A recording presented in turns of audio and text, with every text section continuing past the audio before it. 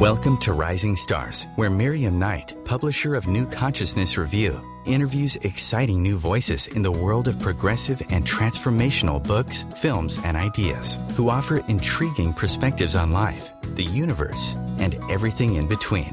Join us as we celebrate the conscious awakening and explore many expressions of consciousness in action.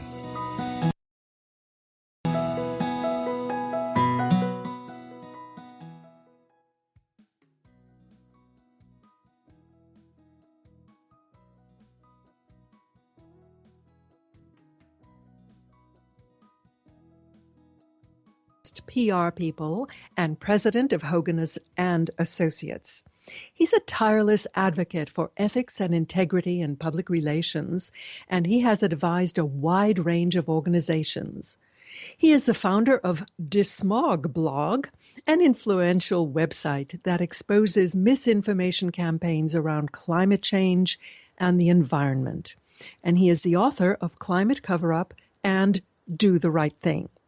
His latest book is called I'm Right and You're an Idiot, The Toxic State of Public Discourse and How to Clean It Up. It reflects his concern about the polarizing and misleading tribal style of PR that is polluting public discourse today.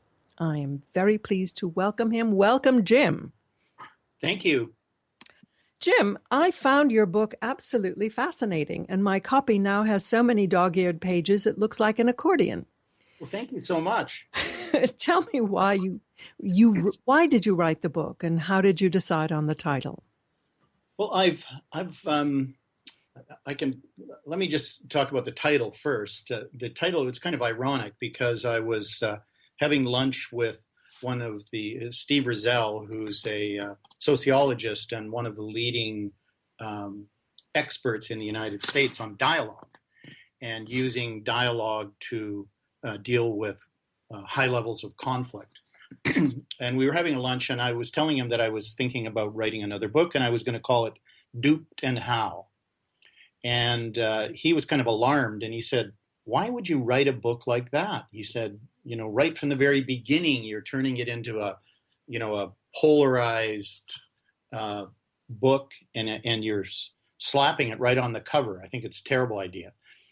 So as time went on, I slowly, and it was actually a very slow evolution for me as I spoke to people, I slowly realized that he was right. But once I finished the book and we were looking through the book for something that someone might have said as a good title, I came across what he said, "Look, if you might as well, if you're going to say duped and how, you might as well say I'm right and you're an idiot."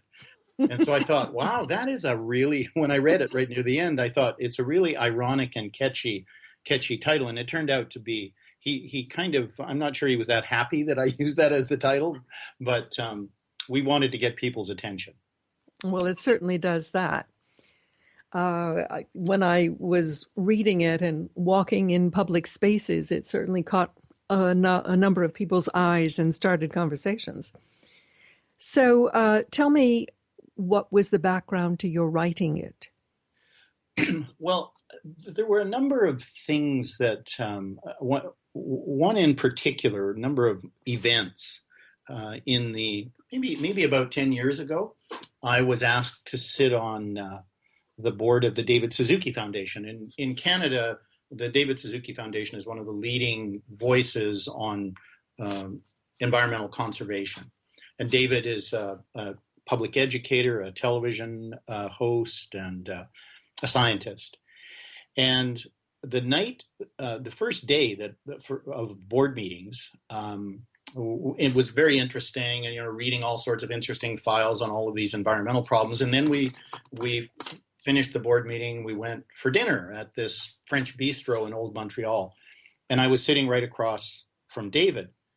And he said, we were talking about kind of the environment in general, and he was saying to me, "Look, why is it that people don't get it? I mean, people should be demanding that government and industry and society as a whole stand up and do something about these problems that we're having with our ocean and the climate and so on.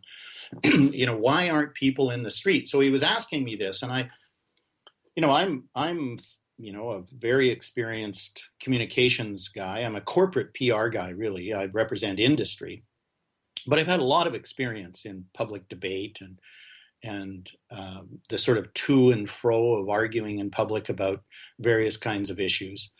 But this question that David asked really stumped me. And also I found it a bit kind of embarrassing because I think I was asked onto the board because of my background in public communications. So to have no idea what the answer to this question was. And then as time went on, I realized that how central this question is. When you think about just think about climate change as an example. Here you have a very, very serious problem if we're to believe all the science. And you have pretty much unanimity among scientists. Over 97% of scientists are saying that it's real. Humans are causing it, and it's a serious problem. You have massive amounts of data that have been we've been gathering over the last 3 decades, and yet, if you look at greenhouse gas emissions, they continue to rise. I mean, they may be leveling off a bit over these last 2 years, but basically, if you look at the trend, it's up. And so even though you hear all these words and you see all these people getting together to try to do something about it, and thank God people are trying, we still are not breaking through and actually reducing greenhouse gas emissions to the levels we need to reduce them. And so you look at that and you think, here you have all the evidence that you could possibly want. And if you look at the nature of the public rhetoric and the public debate around this, you'd think that there was some kind of debate about whether or not it's a problem. And so that is another part of this. You look at this and you think it's astonishing. How much evidence do you actually have to have before you have enough to do something about a problem? Mm-hmm. And it's not just climate change. You could look at gun control issues. You could look at a whole range of different kinds of issues where we seem to be, as a society, very good at denial and at ignoring evidence and avoiding tough choices. And so I became fascinated by the state of public discourse and what I came to think of as the polluted public square. Expand on the polluted public square for a bit, and maybe also tell our listeners how you selected the people that you interviewed. How many people did you interview? Well, actually, I interviewed about 70. Mm-hmm. And I started, I can get to the polluted public square in a minute, but the way I chose people was I started out thinking that it had something to do with the way we fashion communications. So I was looking at it at a very basic level. And so I wanted to learn about, was there something wrong with the way scientists were explaining the problems? Is there something that needed to be improved? So I started interviewing social psychologists. I started interviewing, and then very quickly what you start to find out about is it's very complex. The human communications is way more complicated than I ever knew it as a PR person. So I started to, before I knew it, I was talking to people who study human values and the impact they have on the way we process information, tribalism, what's called cultural cognition. Jonathan Haidt calls it groupish righteousness.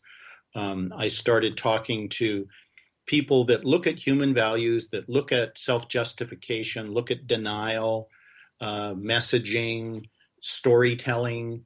And then I started to talk to people who were interested in conflict resolution. And as I was doing this, I realized that ultimately, the deeper you dive into human communications, you go past words and stories into values and the sort of the moral matrix that we live in as human beings into people's spirituality. Mm. And in the sense, and I was looking at spirituality in the sense of, not in the sense of beliefs, but in the sense of the kind of practical advice. If you look at one of the women that I interviewed was Karen Armstrong, who is a best-selling author, and she wrote a book called she won the TED Prize in 2008, and she wrote a book called The Charter for Compassion. And when she won the TED Prize, they give you $200,000 to spend on a project to help make the world a better place. So she spent it on this book. And to write this book, she gathered together spiritual leaders from around the world, from all different kinds of faiths, and started to look at the sort of the rules of how we disagree, and the sort of the role of compassion and empathy in public debate and discourse. And so when I talked to her, she said one of the things that everyone agreed on was that all religions are based on the golden rule, and that this idea that you don't want to do things to other people that you don't want them doing to you. And if you look back to Confucius, if you look at the Jewish religion, if you look at Christianity, if you look at the Muslim faith, all of these different religions have this golden rule right at their foundation.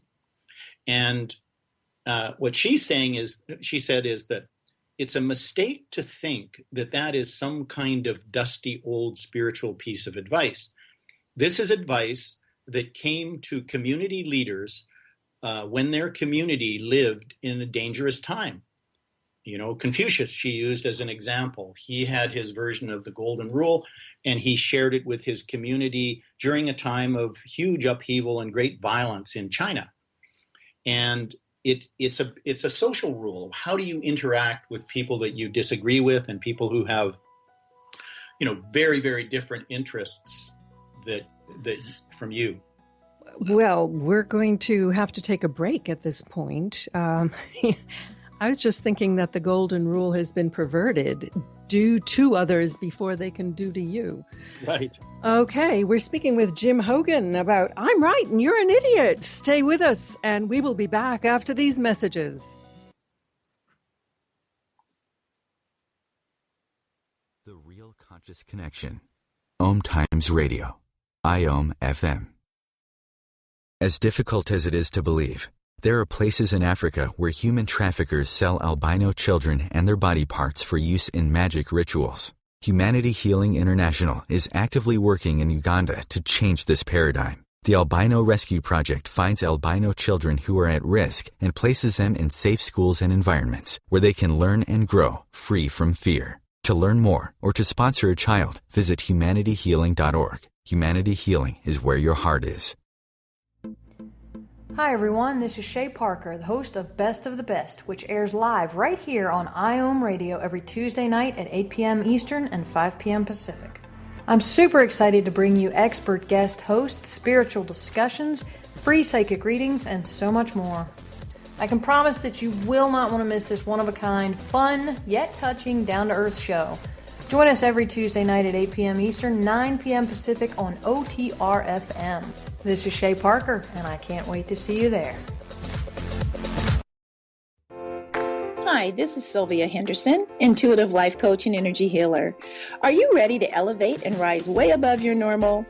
Be sure to listen to my show, Intuitive Transformations, on OMTimes Radio, Sunday evenings at 9 p.m. Eastern.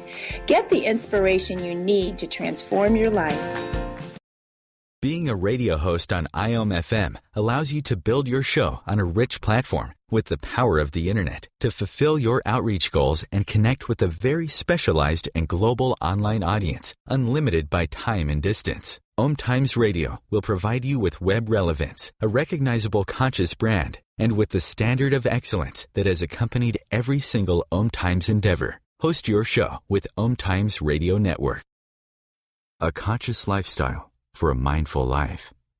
OMTimes Radio. IOM FM.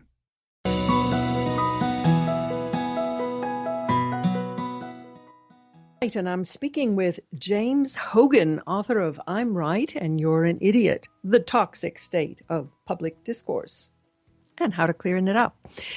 Jim, is there a website that you'd like to share with our listeners?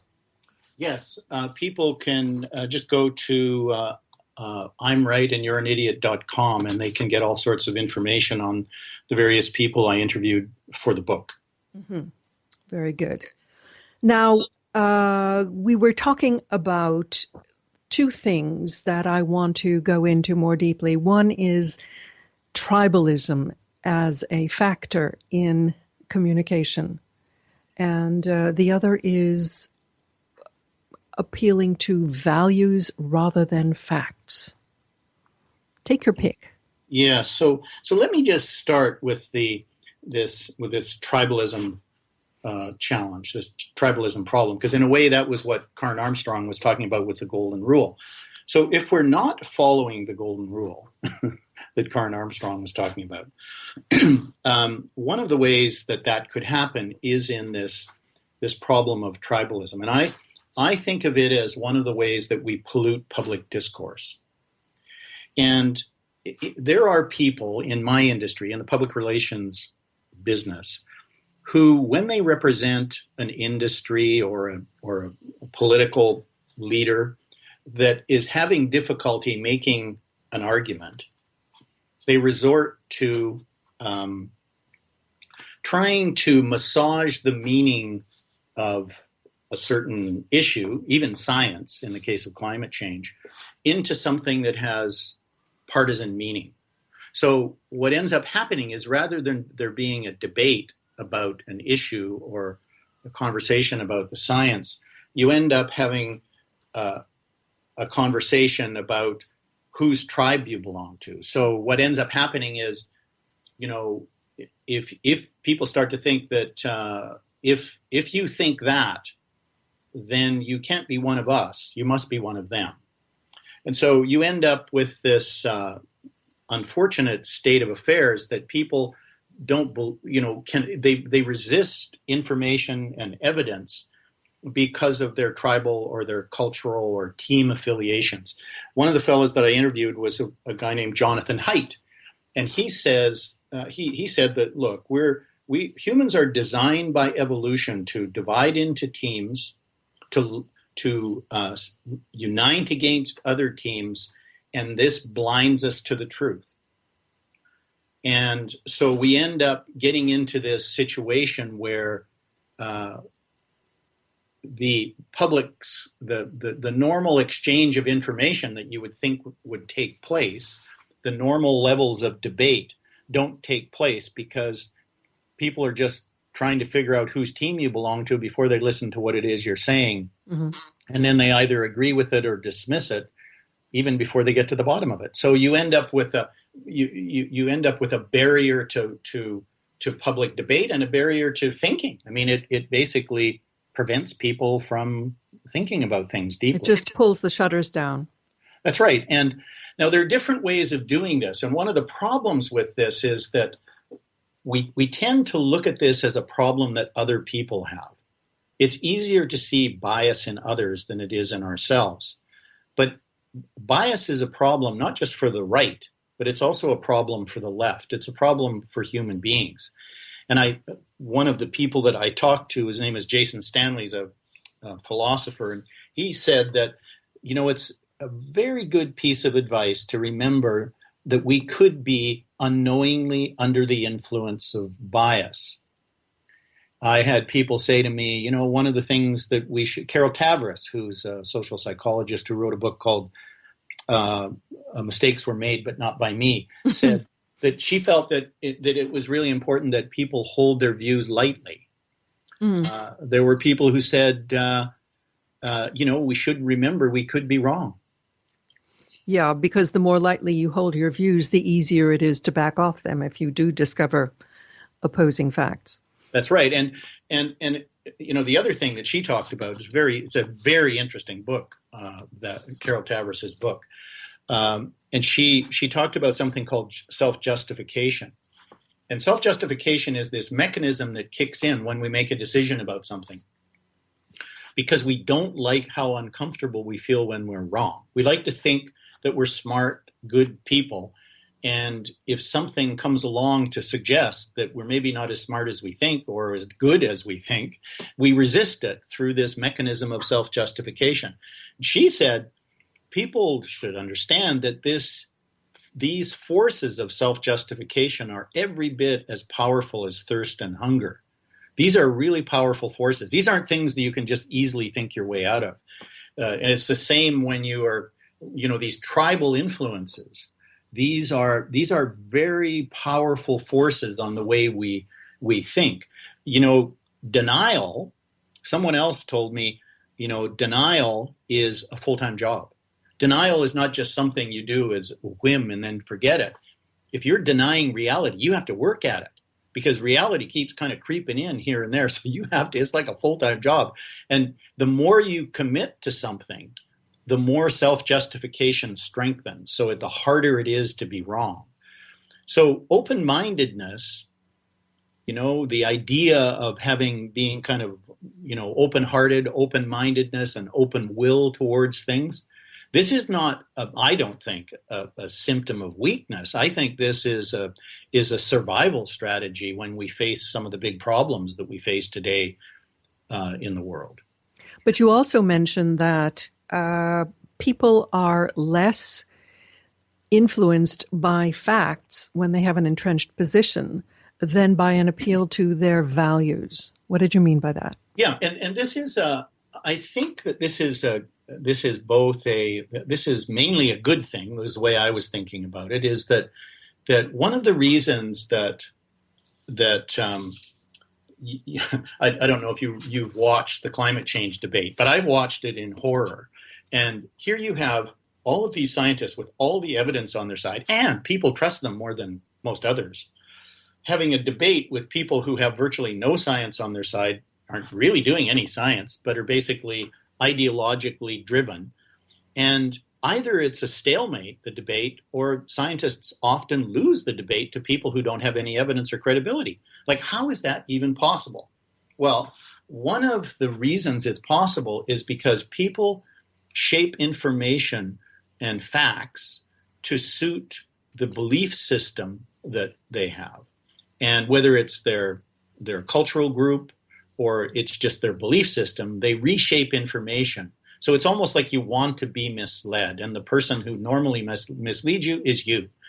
And so facts don't work really well with a situation like that. So you, and arguably, even if it's not that bad, if you really want to be convincing to people, if you look at some of the great communicators, you look at the Dalai Lama, look at Martin Luther King, you look at Barack Obama, look at some of these great communicators. And one of the things you'll see in how they communicate, even the Pope, and if you look at the encyclical that he wrote on climate change, what you see is not just facts. Facts are important, but facts are not the most important part of a narrative. The most important part of the narrative are the values. Well, I would say that the Donald Trump phenomenon is probably the most blatant example of that.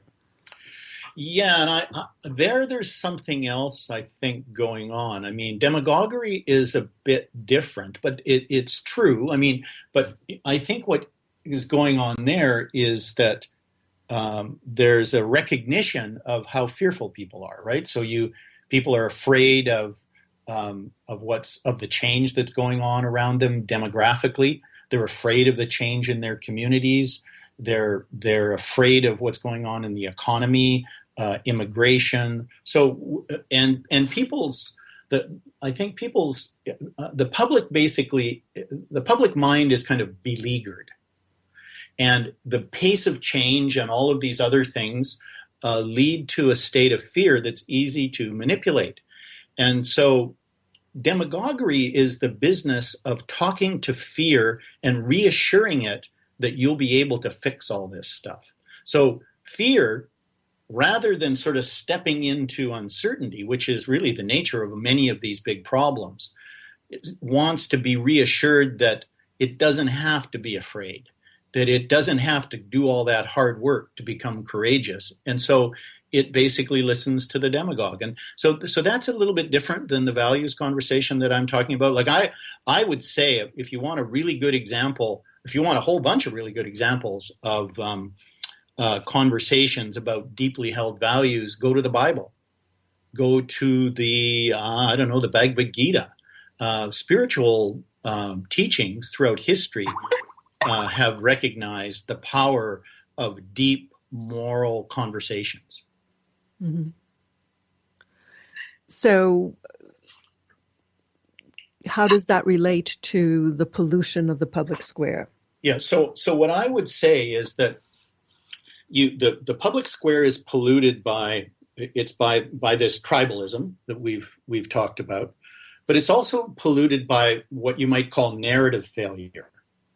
And that is that in part of that is this naive belief in the power of facts, maybe relying a bit too much on the worldview of Descartes, and this idea that, well, I have the evidence, I'm right. Look at all the science, right? Well, I think that what we've found, if the climate change debate is a very good example of this, that facts are not enough. Facts, you need to go deeper. And people like George Lakoff and Marshall Gantz and a number of other people are doing some really interesting work on what you might call moral narrative, or sort of conversations or storytelling that taps into deeply held values, and it turns fear into courage. And so I think that when we think that facts change minds in a way that they don't, that can actually pollute public discourse, because if you're not telling your story, then somebody else is going to come along and tell it for you, and it may not be very good. And I think that's part of the confusion in public discourse. The other is this tribalism. The third part, though, that I think is a major problem is something you might call the advocacy trap. Now, I don't know if we have enough time to go into that right at this moment. No, we don't, because we are about to take a break. But I did want to point out that the pollution of the public square is not simply from left or right. It's an equal opportunity polluter. So we are speaking with James Hoggan. Please stay with us and we will be right back.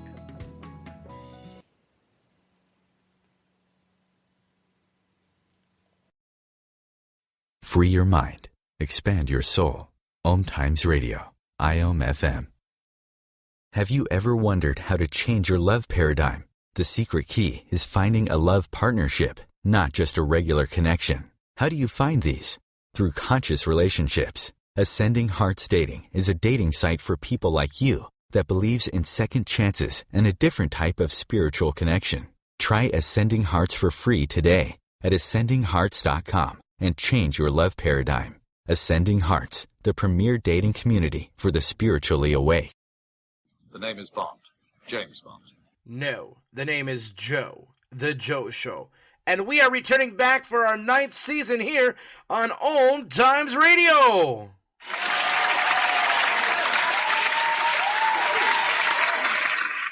So tune in every Wednesday night, 9 p.m. Eastern, 6 p.m. Pacific, on OMTimes.com/mobile. You can take us wherever you go. Yeah! Circle of Hearts Radio is a sanctuary on the airwaves. Join me, Grandmother Elia, in the circle on Sunday, 2 p.m. Eastern, as I share information to both enlighten and nourish your soul.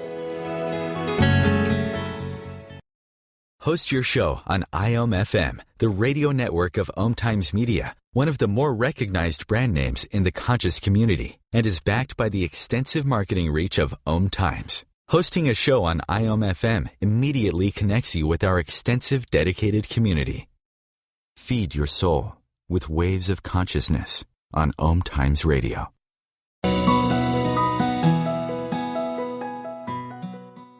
Tonight, speaking with James Hoggan about his book, I'm Right and You're an Idiot.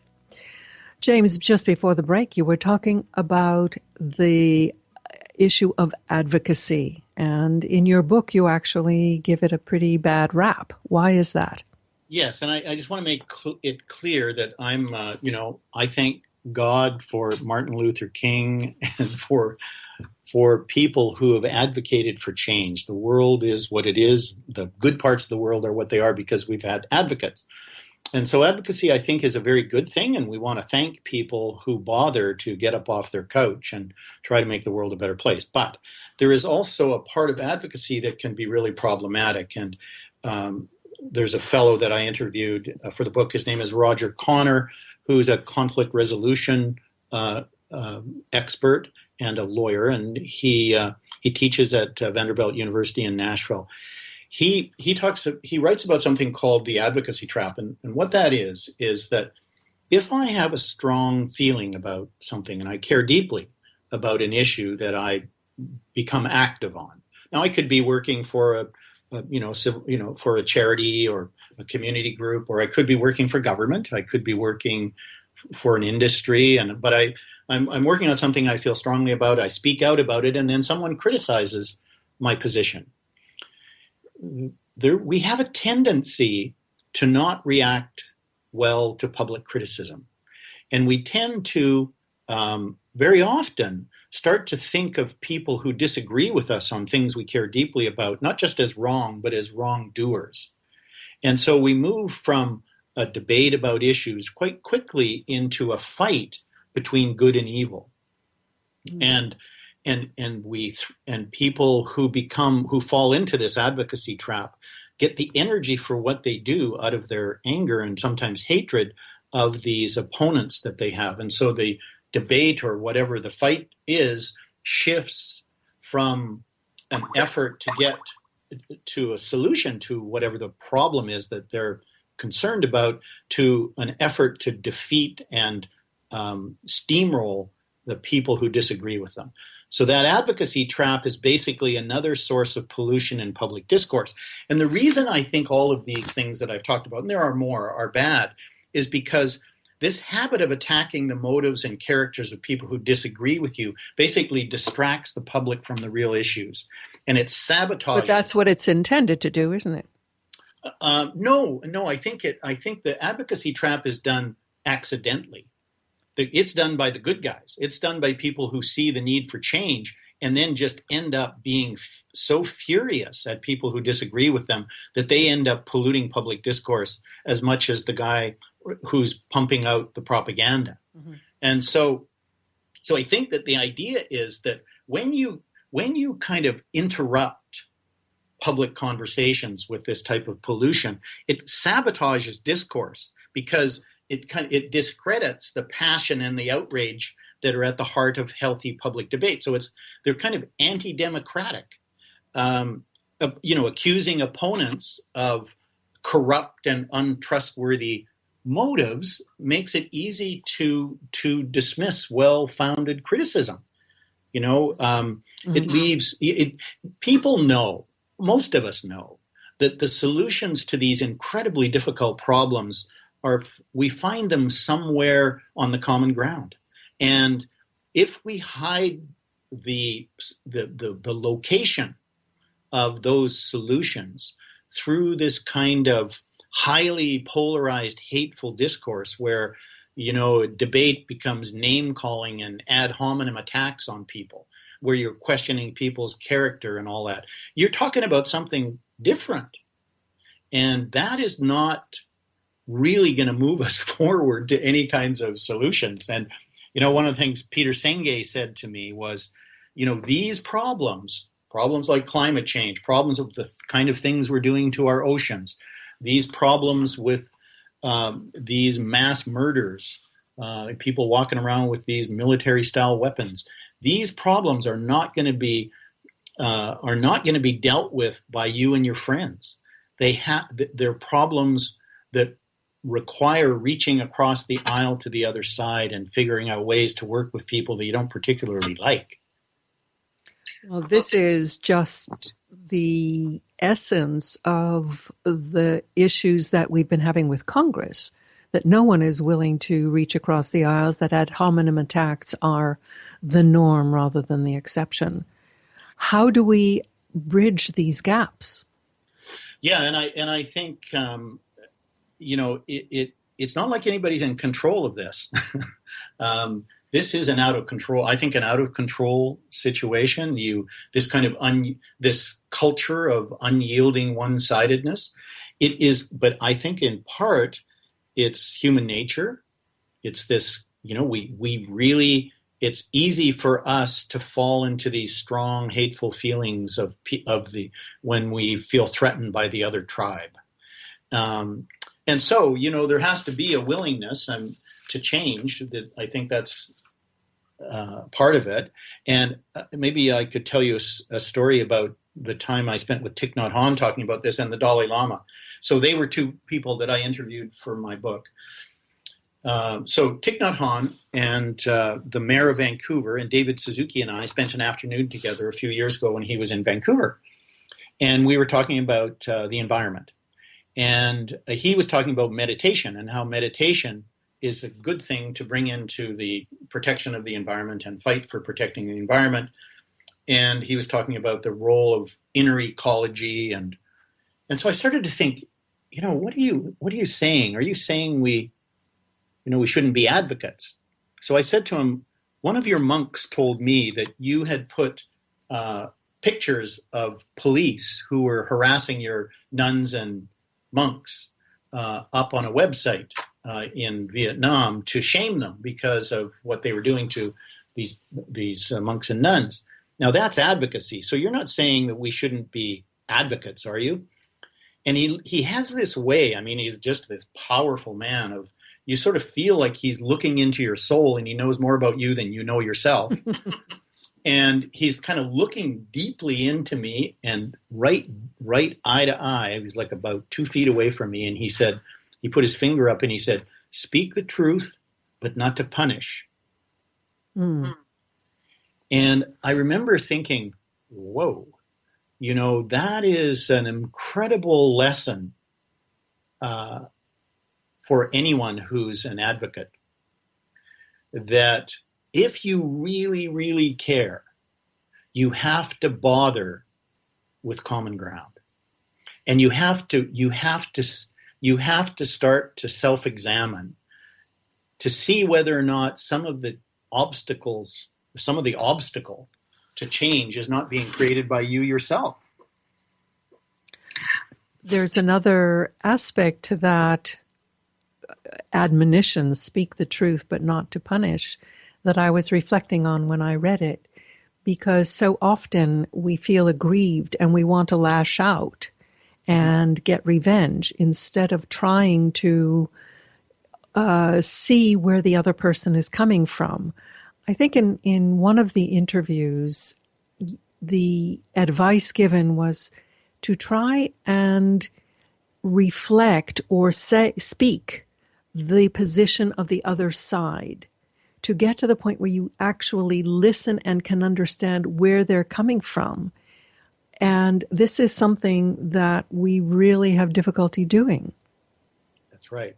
I do think that. I think particularly when it's about something that you care deeply about and you've decided the other side is up to mischief on, right? So there's a kind of a perfect storm of misperception there. And so much of the anger comes from misperception, and the clearing up of misperception, contrary to what, and I've been in the communications business for almost 30 years, and I can say from personal experience that miscommunications and misperception more often comes from bad listening than it does from bad communications.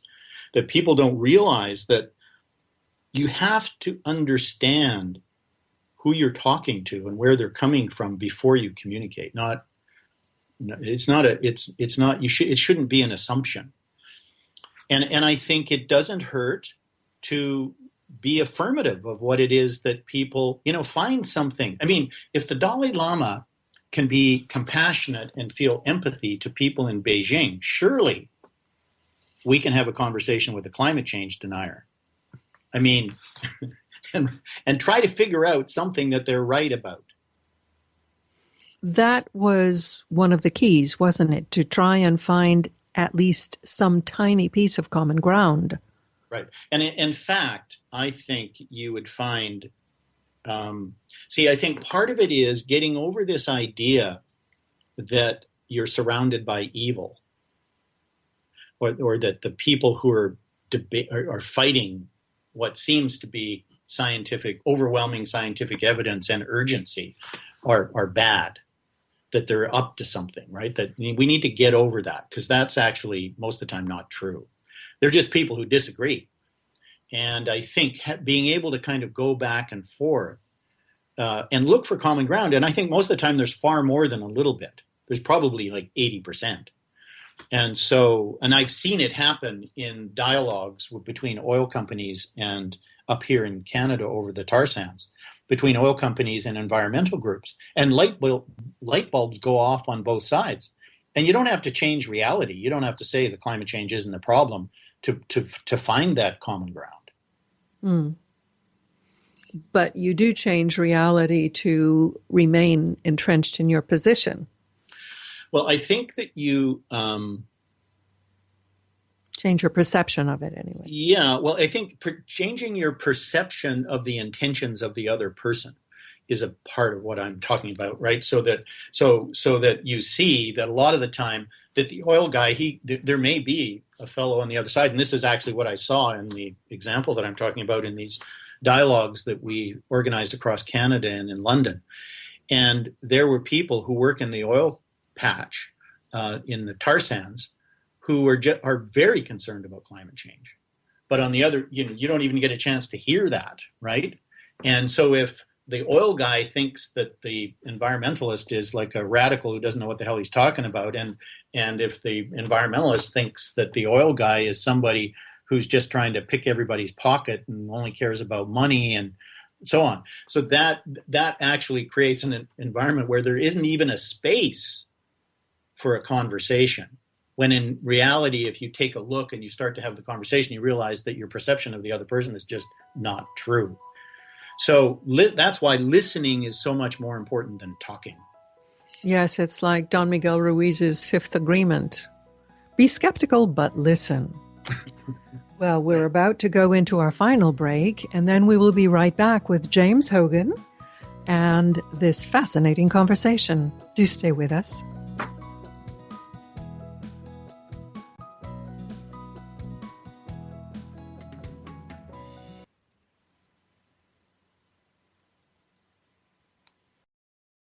The best of holistic, spiritual, and conscious world. OMTimes Radio. IOM FM.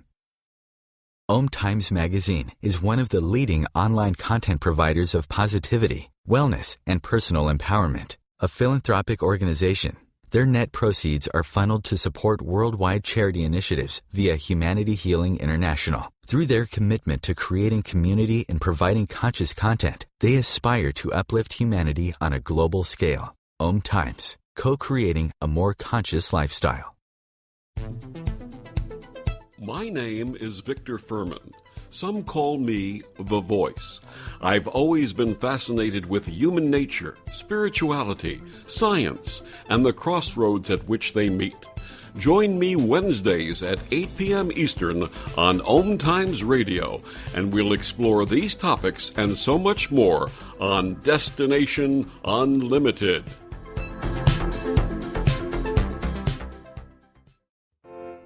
Hi, this is Sylvia Henderson, intuitive life coach and energy healer. Are you ready to elevate and rise way above your normal? Be sure to listen to my show, Intuitive Transformations, on OMTimes Radio, Sunday evenings at 9 p.m. Eastern. Get the inspiration you need to transform your life. Being a radio host on IOM FM allows you to build your show on a rich platform with the power of the internet to fulfill your outreach goals and connect with a very specialized and global online audience, unlimited by time and distance. OMTimes Radio will provide you with web relevance, a recognizable conscious brand, and with the standard of excellence that has accompanied every single OMTimes endeavor. Host your show with OMTimes Radio Network. The cutting edge of conscious radio. OMTimes Radio. IOM FM.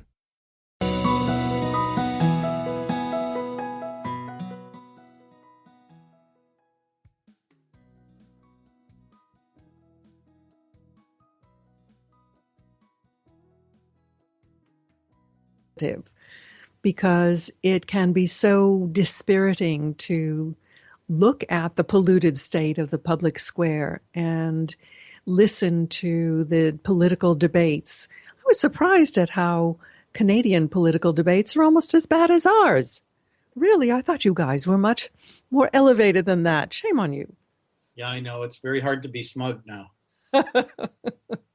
Very hard. It's very similar, and it's not just in North America. You're seeing the same thing in the UK right now. You're seeing it in France. You're seeing it in Hungary and various parts of Europe, where the debate becomes so incredibly polarized that there is no common ground. The only thing that the direction that it heads in is defeat. You've got to defeat the other party, and part of that, when you're talking about an election or you're talking about a decision, that's part of it's a bit more understandable, but that style of public discourse has migrated out into community conversations where I don't think it belongs. How do we overcome it? Well, so when I was, I think we have to stop doing the things that provoke it. I mean, stop making it worse. And one of the things I said earlier was that we need to approach these debates and these disagreements not as, I'm not suggesting that people just get along better. Like I think we should have passionate disagreements. But I think we should assume that people who disagree with us are well-intentioned and not idiots. And maybe until we prove otherwise. But I think we are not surrounded by evil people who are idiots. It just isn't the case. And I think a lot of the time we are blinded by our own self-righteousness when we get drawn into important issues that we're trying to do something about. We're made blind and deaf. That's right. And we don't hear, and we don't see, and we are not going to solve the problem. So if we're interested in change, then I think we need to explore one thing that I really loved, that in the interview with Peter Senge, who teaches at Sloan School at MIT, he said, the quality of any intervention is determined by the inner quality of the intervener. And so you have to come from a place of good intention. But I don't think that should be seen as some kind of weakness that says, well, it's time to head off to the caves and meditate. I think that although that's important to sort of take care of your inner health, I think it's also important to speak up and speak up with a strong voice. Disagree.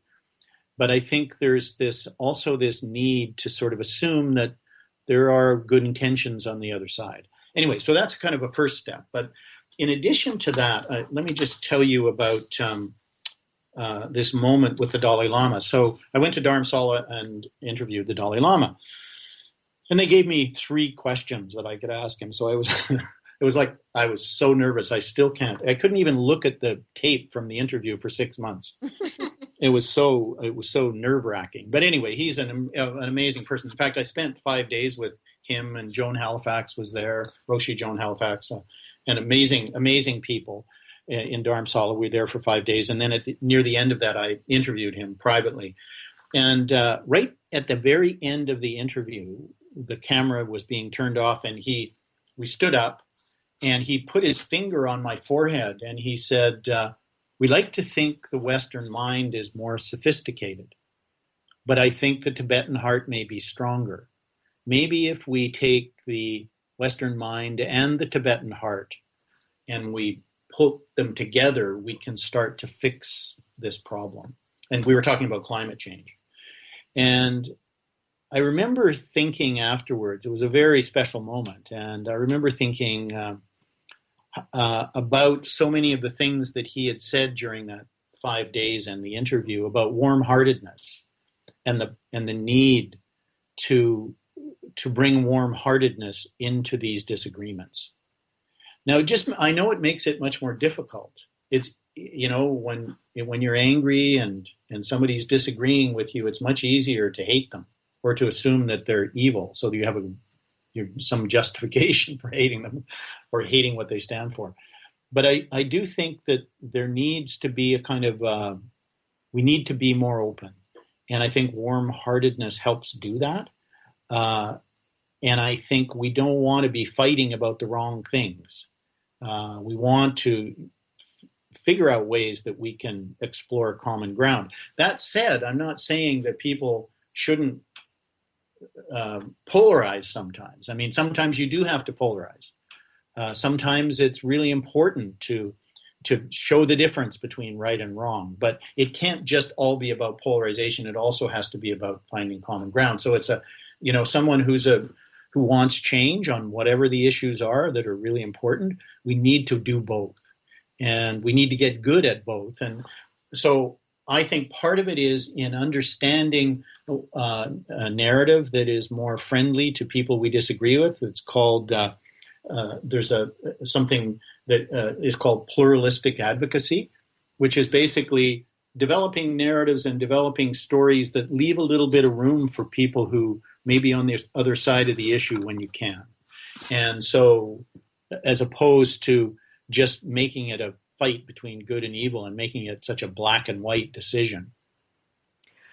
We seem to be very uncomfortable with gray. We gravitate towards black and white. It makes us feel more secure. Yeah, I think that's right. And I think that it's anger and fear are very powerful. Yeah. And people... love is said to be very powerful too. And that's what right. the Dalai Lama is advocating. That's right. And so I think it's a kind of a the big part of this is self-exploration. But I think we should never underestimate. I mean, I've had some very bad reactions from people who think that I'm saying we should just get along better, which I'm actually not saying that. I mean, I'm not saying that we should just go along with things that we know are wrong. I think we need to stand up and try to change these things. But I think we need to do it in a way that's effective. And if what we're doing is only sort of driving ourselves to a kind of a perpetual paralysis, and you drive the issue to perpetual paralysis where nothing ever gets done, then we need to re-examine the skill set that we're bringing to the table. We can only control what we can do. We can't control the world. It's a big place. You also made the distinction between trying to arrive at consensus versus actually engaging in dialogue. That's right. So the idea is not to agree with something that's wrong. The idea behind dialogue is to build understanding, examine possibilities, sort of look at different ways that you can deal with a problem. And the dialogue on its own is weak. So you can't have dialogue is not the solution to all of this. You need the polarization and the dialogue, right? You can't expect people to succeed at dialogue if there's no reason for one of the parties to really engage in a dialogue. Mm-hmm. The reason, so you're not going to, if everything is going just fine for all the oil companies, they're not going to talk to you. They're not going to care as much about climate change as you want them to. So there needs to be a reason for them to sit down. Thus, the need for advocates and environmentalists and polarization. So there needs to be a reason for people to come to the table. And but when they get to the table, there's something different that can go on there. And so you need kind of both. Right. Oh my goodness. So did you learn many things that were very surprising to you? Well, one of the things that was really surprising to me is how much of a part of the problem I was personally. I had no idea. I thought I was actually writing a book for other people, and as I got through this, one of the things I realized was this has really had a lot to do with me, and that I really think that self-examination is a really big part of this. I think trying to kind of bring your best self and your best understanding to these kinds of issues that we work on. I'm involved in environmental issues, but I think it works the same with other issues. And so I think that is really helpful. And I also think the idea that a lot of these people were not evil was a bit of a surprise. I also think the thing that Thich Nhat Hanh said about speak the truth but not to punish, that was transformative for me.